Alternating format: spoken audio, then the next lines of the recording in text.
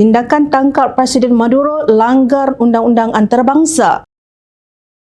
Perdana Menteri Datuk Seri Anwar Ibrahim menzahirkan kebimbangan terhadap situasi di Caracas selepas Presiden Venezuela Nicolas Maduro dan isterinya ditangkap dalam operasi ketenteraan Amerika Syarikat pada Sabtu. Menurut PMX, dalam hantaran di media sosialnya pada Ahad, tindakan tersebut merupakan pelanggaran jelas terhadap undang-undang antarabangsa dan dikategorikan sebagai penggunaan kekerasan yang tidak sah terhadap sebuah negara berdaulat.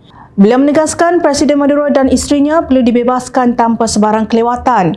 Apapun alasannya, penyingkiran secara paksa seorang ketua kerajaan yang sedang memerintah oleh tindakan luar negara menetapkan Presiden berbahaya.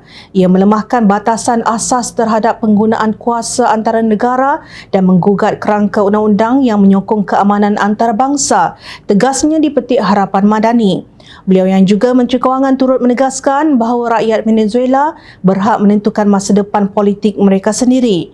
Menurutnya lagi, sejarah menunjukkan perubahan kepimpinan secara tiba-tiba melalui campur tangan luar hanya membawa lebih banyak kemudaratan, terutamanya dalam negara yang sedang bergelut dengan kesusahan ekonomi dan ketegangan sosial yang mendalam.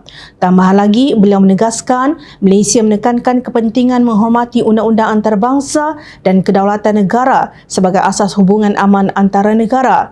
Ahli Parlimen Tamun itu juga menyeru pendekatan melalui dialog pelibatan konstruktif sebagai jalan berkesan untuk melindungi rakyat dan membolehkan warga Venezuela mengejar aspirasi mereka tanpa mudarat.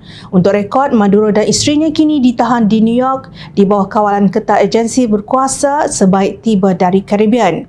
Dalam perkembangan yang berkaitan, Kementerian Luar Negeri beri jaminan keselamatan dan kebajikan rakyat Malaysia di Venezuela berada dalam keadaan terkawal susulan perkembangan keselamatan terkini di Caracas. Kementerian dalam kenyataannya pada Ahad memaklumkan Kedutaan Besar Malaysia di Caracas berjaya menghubungi semua rakyat Malaysia yang berdaftar di negara itu dan mengesahkan mereka berada dalam keadaan selamat serta mengenal pasti lokasi masing-masing. Malaysia secara prinsip menolak sebarang bentuk campur tangan asing, ancaman atau penggunaan kekerasan dalam urusan dalaman sesebuah negara, selaras dengan Piagam Pertubuhan Bangsa-Bangsa Bersatu dan Undang-Undang Antarabangsa. Keperluan penyelesaian secara aman melalui dialog, penghormatan terhadap kedaulatan negara serta pematuhan kepada norma antarabangsa, menurut kenyataan itu dipetik media paduan. Sehubungan itu, semua pihak yang terlibat digesa mengamalkan sikap menahan diri sepenuhnya dan mengutamakan usaha diplomasi bagi meredakan ketegangan semasa. KLN yang juga dikenali sebagai Wisma Putra berkata, Kedutaan Besar Malaysia di Caracas kini memantau rapi situasi di lapangan dan bersedia memberikan bantuan konsular sekiranya diperlukan. Rakyat Malaysia dinasihatkan agar kekal berwaspada, mematuhi arahan pihak berkuasa tempatan dan sentiasa berhubung dengan pihak kedutaan. Tambah kenyataan itu lagi, Kedutaan Besar Malaysia di Caracas boleh dihubungi melalui nombor telefon 58212-720-4257 dan email mwcaracas@kln.gov.my.